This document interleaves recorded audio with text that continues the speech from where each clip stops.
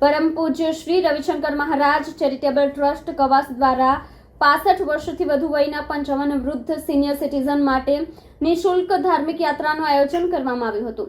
આ યાત્રા હજીરા કાંઠા વિસ્તારમાં પ્રથમ વખત આયોજિત કરવામાં આવી હતી।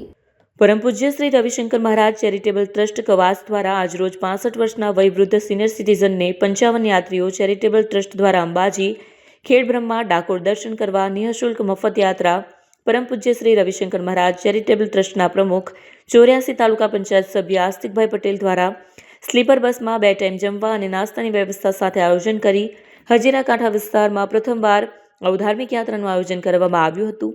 55 સિનિયર સિટીઝન યાત્રીઓ સવારે માતાજીના દર્શન કરી માતાજીની ધ્વજા ચડાવી આશીર્વાદ લેશે। હર્ષદ મહાયવંશીનો રિપોર્ટ, આઝાદ ન્યૂઝ। આસ્તિકભાઈ બાબુભાઈ પટેલ। આસ્તિકભાઈ, સિનિયર સિટીઝનને લઈને ક્યાં જાઓ છો અને કોના દ્વારા જાઓ છો? આ યાત્રાનું આયોજન આપણે અહીંયાથી કવાસથી ખેડબ્રહ્મા જઈશું અને ત્યાંથી મા અંબાજીના ગબ્બરના દર્શન કરીશું અને રિટર્નની અંદરમાં આપણે ડાકોર, જ્યાં ઠાકોરજીના દર્શન કરવાનું આયોજન કરેલ છે।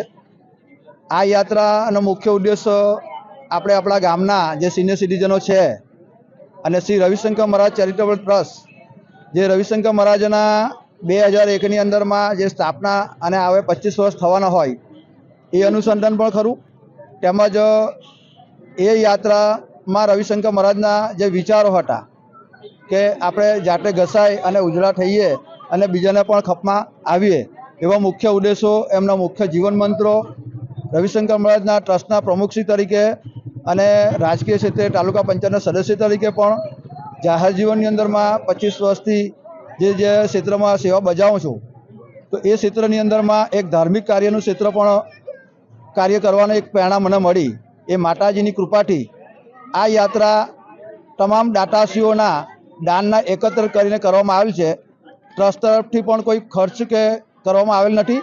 આ તમામ યાત્રાઓ રહેવાનું, જમવાનું, ભોજનની વ્યવસ્થા બંને ટાઈમ અને નિઃશુલ્ક તમામ યાત્રીઓ પાસે નિઃશુલ્ક યાત્રાનું આયોજન કરવામાં આવેલ છે અને એનો એક પણ ખર્ચ જે કંઈ છે એ દાતાશ્રીઓને એકત્ર કરેલ છે, એને દાવ્યા છે અને એ દાતાશ્રીઓના સહયોગથી જ આ ગામજનોનો તમામ સહકાર